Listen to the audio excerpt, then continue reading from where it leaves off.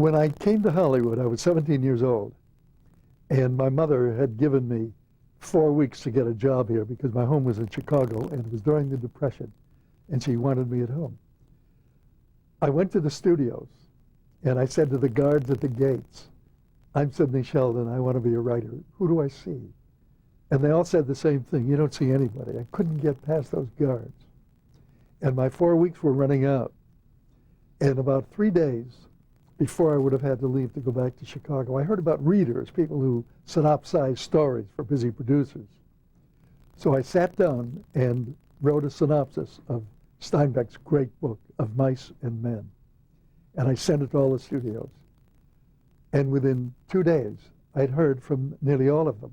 And I was offered a job as a reader at Universal for $17 a week. And that's how I began. I would get up at 4 o'clock every morning to work on an original story. I'd met a young man named Ben Roberts, and he had no credits at all. And I had no credits, of course. But we started collaborating. And we finished our first story, an original. And I knew that everyone in Hollywood, every studio would be after it immediately. So I sent it out to everybody, and they sent it back immediately. And this happened 4 more times. And the 5th time was the charm. Ben had met a producer named Ted Richmond, and he gave our story to Ted. And Ted said, you know, I like this. So Ben said, you go talk to him, make a deal. So I met with Ted, and the picture was called South of Panama. Excuse me. And Ted offered $750 for the story and a screenplay, which we had to write. I would have paid him. We were thrilled. I called a man who had faith in me for no reason that I can imagine. His name was Ray Crossett, and he was the story editor for the Leland Hayward Agency, one of the biggest agencies in Hollywood. I once saw a list of Hayward clients. At the top was Dorothy Parker, $5,000 a week. Ben Hecht, $5,000 a week. And then it went down the list to one of their poor clients who made $500 a week. And then it dropped to the bottom of the page, and it said, Sidney Sheldon, $17 a week. Anyway, I called Ray, and I said, we've just sold a story to Producers Releasing Corporation. And this man, who was story editor for maybe the biggest agency in Hollywood, said, what is Producers Releasing? He'd never even heard of it. It was so small. It was so far below monogram. And I told him, and I said, we made a deal for $750, but I did ask Ted for $800 so we could split it evenly. And he said, what did Ted say? He said, well, he didn't give me an answer. He said he'd think about it. Ray called me back about 3 hours later and said, Paramount just made an offer, $1,000, and you don't have to write the script. And it's a Paramount credit. What had happened was every studio synopsized all the stories that came in. So Ray had called, told them that we were selling this. They pulled out the synopsis, says, we'll buy it. So I said, Ray, I don't think we can do that. I'm committed to Ted Richmond, and I don't want to go back on my word. He said, well, call him and see if he will let you out of the deal. So I called Ted. He was busy cutting a Henry Armetta film and didn't return my call. I called him 5 times. Finally, at 6 o'clock, I called Ray Crossett back. And I said, Ray, go ahead and make the deal with Paramount. He said, I made it 3 hours ago. I felt guilty because I felt I had betrayed Ted. So when I called him that evening at home, I went on the attack. I said, you know, I tried to get you all afternoon. You wouldn't call back. I'm almost like that. And I'm racing and rattling on. And he said, I'm sorry. I said, but you're in luck, because Ben and I have another story that is better than South of Panama. And you're going to be very excited about it. And he said, great. Meet me and the executive producer of the studio at the Pig and Whistle at 9 o'clock tomorrow morning. And I said, wonderful. I hung up. And I turned to Ben and I said, we have to get an idea for a story. And we stayed up all night coming up with a story. Now, you wouldn't think under that kind of pressure you could come up with anything really good. And when I got up at 6 o'clock and looked at what we had written, I found I was right. It was terrible. But I had the commitment to go meet them for breakfast. I took 2 copies, gave 1 to each one, kept my head down, and they finished at the same time and said, this is great, and they bought it. We had sold 2 scripts, our first 2 scripts, within 24 hours of each other. And we celebrated by going to Musso Frank's before that, we'd been eating spaghetti at little joints. We had no money at all. From then on, we started doing little, not even B pictures, C pictures. We worked at Monogram, and then we started working at Republic. And then Ben went into the Army, and I decided to enlist in the Air Force. So I went into the Air Force, and he was stationed in New York. And when I got my wings in primary training base in Utah, I went to New York in uniform, and they informed me that because of my eyesight, I couldn't fly combat. I could only do ferrying work or training, instructing. And they told me to wait till a secondary school opened for me. And while I was waiting, I was in New York in uniform. Ben was there at the base where they were writing training films. So I went to see my agent, Louis Scher office. They had a branch in New York. And they said, you know, would you be interested in doing a Broadway play? Because we have a couple people who are going to star in one, and they're looking for a writer. So I went to Ben. I was afraid to do it alone. And I went to Ben and said, you want to do a Broadway play with me? It was a new book for the Merry Widow. Jan Kapura and Marta Eggert starred in. I met with them. They liked me. They said, go ahead. So Ben and I wrote The Merry Widow. I was then about 25, Ben 26. And we were still in uniform. It was a brilliant production. George Balanchine, for example, was the choreographer. Robert Stoltz was the conductor. In the middle of rehearsals, Balanchine came to me and he said, you know, a friend of mine is doing another show and I think you should write it. Let me take you over and introduce you. So he took me over to a producer who was doing a show called Jackpot. The man's name was Vinton Friedley. And he had just had a flop, although he had had a lot of hits. And he had the big sets for this flop.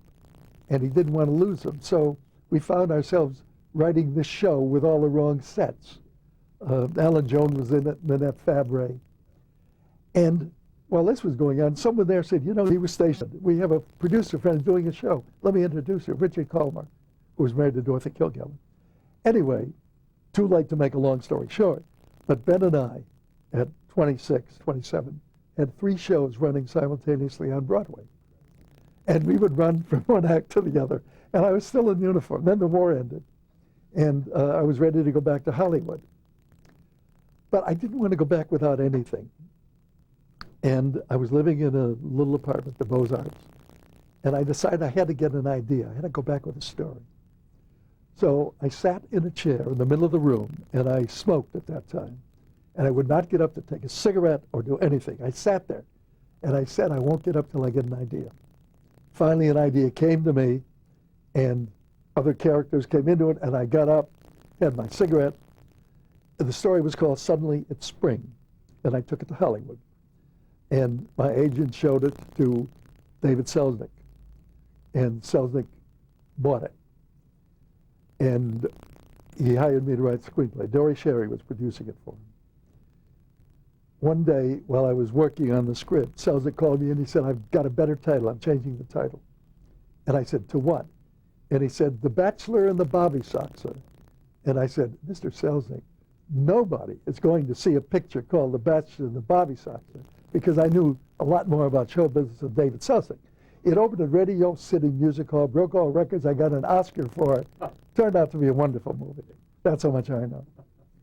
But the important thing is that if you want to be a writer, that's not enough, because it's tough and it's lonely and there's a lot of rejection. You have to be a writer. There can't be anything else for you. You know you have to write. You know, people come to me with excuses. They say, I'm married, I have children to take care of, I haven't time to write.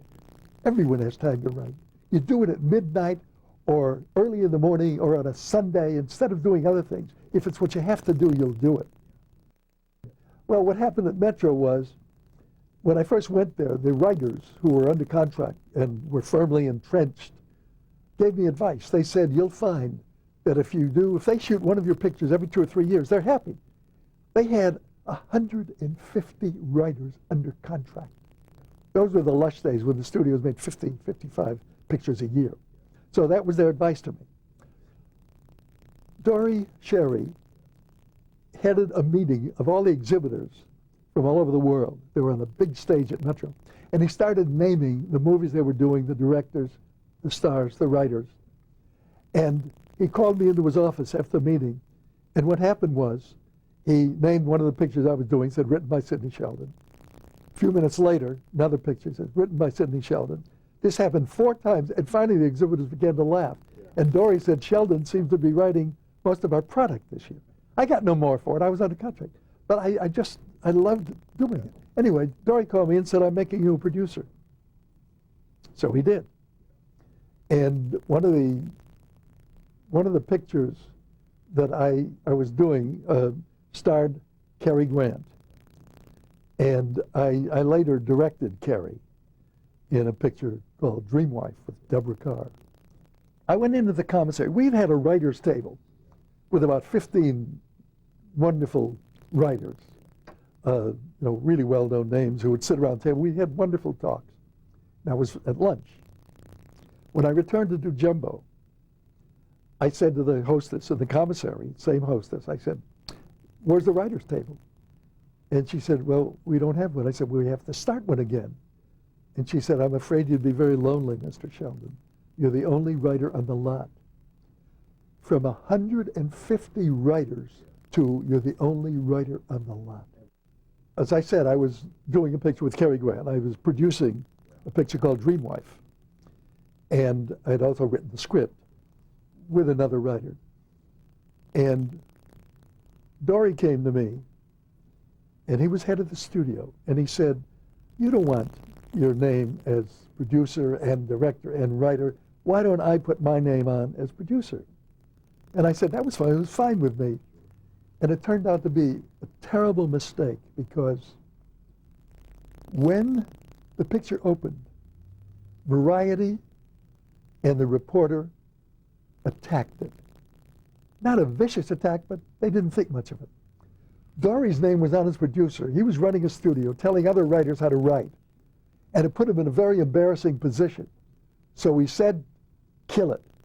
He didn't want it out, didn't want his name on the picture.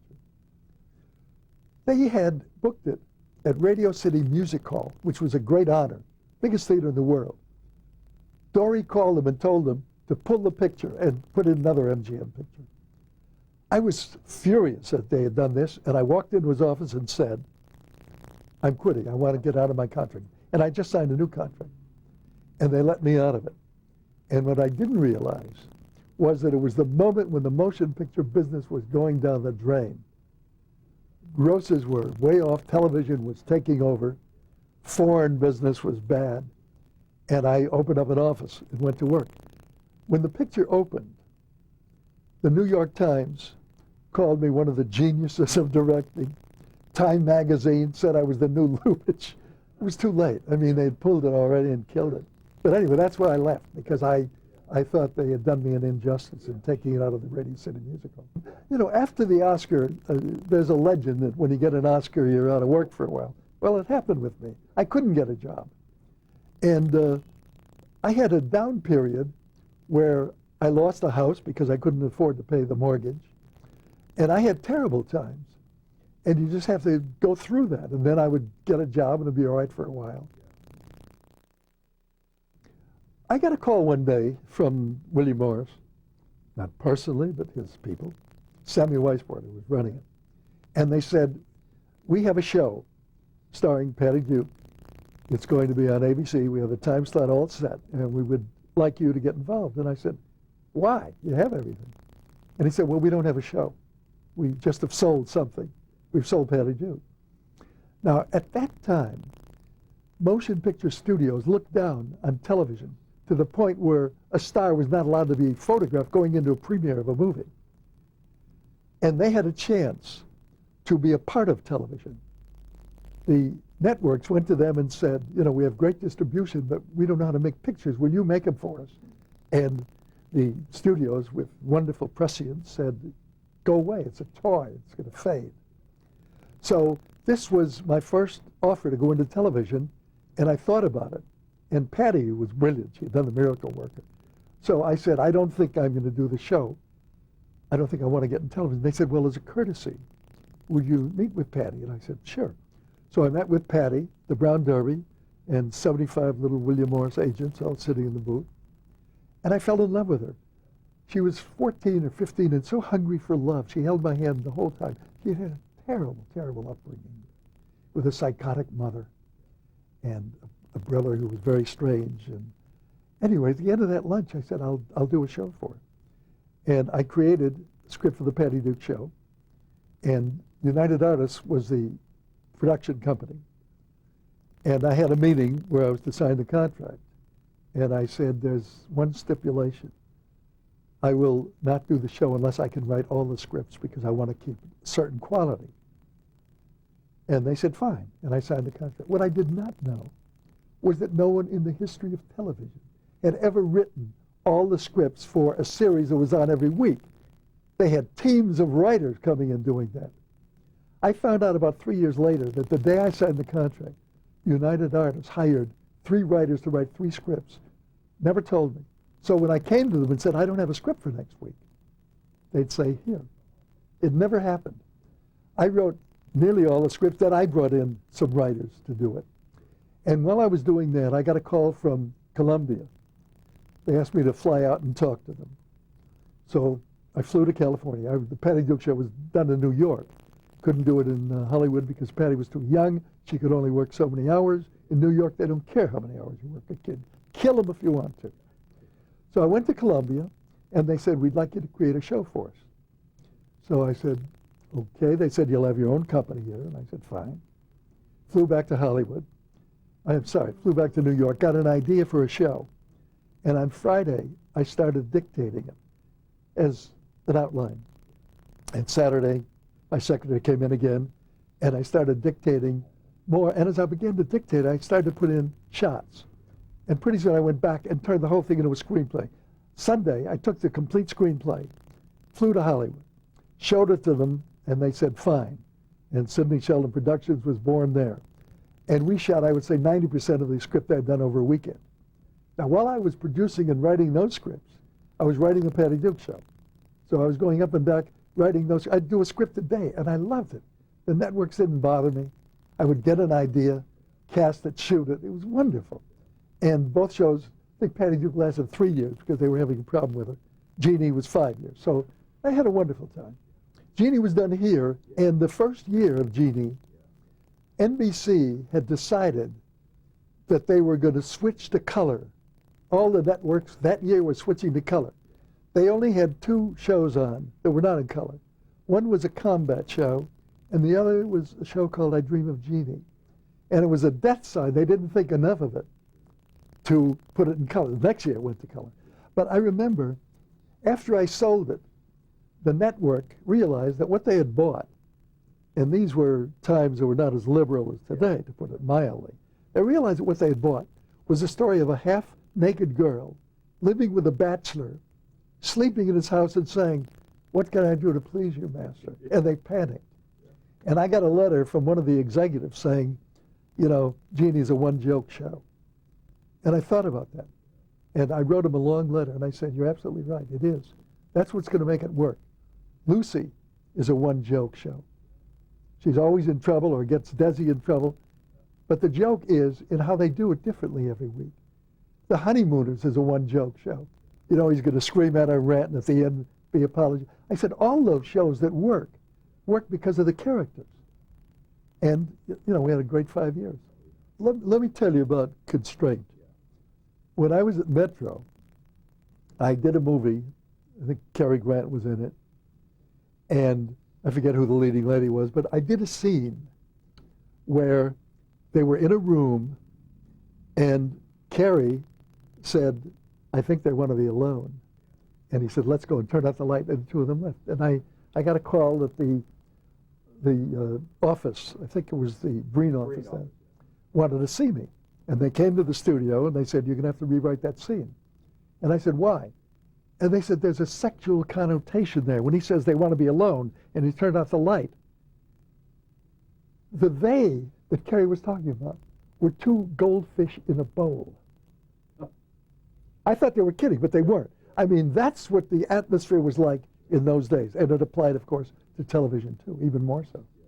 I put in a normal day. When I'm doing a novel, I will work half the night because I can't sleep. You get very caught up in those characters. But for instance, on Saturday, I would have my secretary come to the house, and about half an hour before she arrived, I would get an idea for Jeannie. When she arrived, I would dictate until lunch, and I would dictate it to the middle of the script where Tony was in terrible trouble. I didn't know how to get him out of it, but I had lunch, and then I figured a way to get him out and dictate the rest of the script that day. Sunday she'd come back, and I'd write another script. I have to tell you, I don't plot at all. When I write a novel, I start with a character and no plot. When I told you that my secretary came on Saturday and Sunday and I dictated, 30 minutes before she got there, I just got an idea. And I ad-libbed it as she was there, the story I talked out, because I dictate what I do.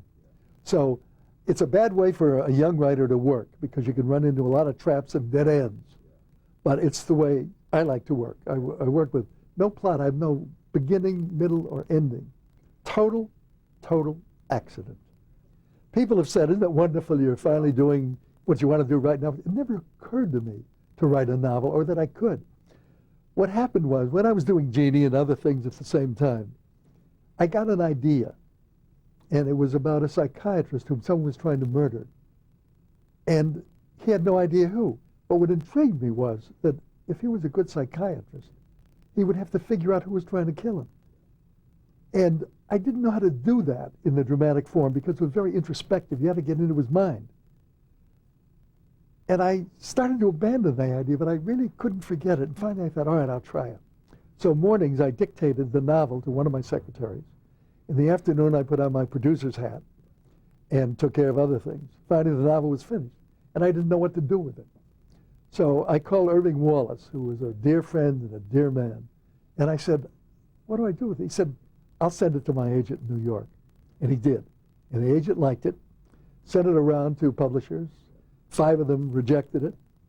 And the 5th one bought it, William Morrow. And they gave me the handsome sum of $1,000. And I was thrilled.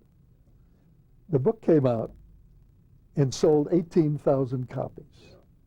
And the head of the company, Larry Hughes, said, you know, that's very good for a first novel. We had to go back for one reprint. I said, wait a minute. Excuse me, I have a show on the air now that's on every week. 20 million people watch it. I'm not thrilled by selling 18,000 of anything. But it was such a wonderful feeling of freedom without a star saying, you know, change that line, old boy, I can't say it that way. Or a director saying we're going to play in the mountains instead of the valley. Or a producer saying you've got to cut, too expensive. When you write a novel, you are the star and the director. You create the moods with your words instead of musicians doing it with their music. It was such a heady experience. For the first time in my life, I'd been used to working the other way when I was 17. Because if you write alone, you still have 100 collaborators. I enjoyed that experience so much with The Naked Face, my first book, that I sat down to write a second novel. And I had no expectation it would be any more successful than the first financially. The second novel was The Other Side of Midnight. Changed my life completely. People say, you know, you really thought of the screenplay, didn't you? And the reason is, I've been trained through all my life to write for the dramatic form, which means I write dialogue for actors to read and scenes to play. So my novels are visual because I visualize all those scenes, but I never think about the movie. Aside from the first novel, Naked Face, which stars a man, I think all of my protagonists have been women. I enjoy writing about women because I write suspense books. And it's more suspenseful to have a woman in danger. You know, if you have Clint Eastwood in danger, you know he's going to get out of it. More than that, other people come into it. As example, when I started, as I said, I dictate all my books or screenplays. As I started to dictate Rage of Angels, all I knew was I had a woman lawyer. And I thought, okay, what does she do? And I thought it'd be fun to have her come from a small town and go to New York. So I had her accepted in the district attorney's office in New York as an assistant district attorney. And that was the beginning. And then other attorneys came into it. And because I wanted suspense and excitement, within the first, I think, 10 pages of the book, this woman who is idealistic and young and really eager to do well is under arrest. She's going to lose her license. I mean, all hell breaks loose. But this happens as I start dictating. The reason I dictate, instead of I dictate to a secretary. I can't use a tape recorder because in the middle of a scene, I will think, hey, what if that's a woman instead of a man, or a boy instead of a girl? And for me to go back and find it in the machine takes time. But I can say to a secretary, read that scene to me, and I've got it instantly. But I'm always changing it because I'm really ad-libbing a story. But once I have it down, and that may take just 4 weeks or 6 weeks, I go to page 1 of the typed pages that she's typed. And I go over that, and I rewrite that whole thing, polishing, taking care. I'll take out 100 pages at a time, because the first draft could be 12 to 1,500 pages. And she retypes that. And then I go to page 1, and I do it again. And I do that for a year, rewriting it over and over and over. I'll do a dozen complete rewrites before I will let the publisher even see it. I think if there's any one reason my novels are successful, it's because the characters are very real to me. I feel everything that they feel. If I'm writing a scene where someone is starving, I'm physically hungry. If they're tired, I feel tired. If they feel sexy, I feel sex. Whatever the character feels, I have complete empathy for. And because of that, I think my reader finds them very real. As an example, in Rage of Angels, I let a little boy die. Well, I get quite a bit of fan mail, but the mail poured in. It was like hate mail. They said, how could you let him die? I got letters edged in black. One woman wrote to me from the East, and she gave me a phone number. She said, call me, I can't sleep. How could you let Jonathan die? They were so upset by this that when I did the miniseries, I let him live. I mean, people were just too unhappy. So the characters are that real to me. So the ending is the ending that they would have to come to themselves. Yeah, the most flattering fan mail I get, I think, is from women who say, you really understand women. And there are people who think that Sidney Sheldon is a woman. Someone stopped my agent in New York at an airport. They knew who he was, and they said, tell us about Sidney Sheldon. What is she like? So, you know, people get that from my books, and I consider that very flattering. Yeah, sure. Lou Wasserman and Jules Stein had a different idea. They went to Universal and said, how would you like Jimmy Stewart for a picture? And they said, love it. Have it all set for him. He said, good. He wants a piece. And for the first time, stars started getting pieces and ownership of films they did. And suddenly you couldn't get cable for $5,000 a week. Well, you know, let me tell you how far it goes back. When I was just getting started in the business, studios were screaming for talent. We want actors, we can make stars. We want writers who will do good scripts. On the other side of that big gate that the studios had were actors saying, give us a chance, we want to be stars. Writers saying, let me write something. I mean, there's that division. It's almost adversarial. It's the studios against the talent, and yet they need each other. I remember when I was writing Annie, the producer was one of the top producers in the world, Arthur Freed, did all the great musicals. And I had just come to the studio recently, and I had the script of Annie that I'm working on now. In the play, there's a division. Act 1 ends with Annie saying, I'm going to Europe. Act 2 begins with Annie saying, I'm back. Okay, in a screenplay, what do? Do you show her in Europe? Do you do a montage? Do you do scenes? Do you skip it? That's a producer's decision because we're talking about a lot of money.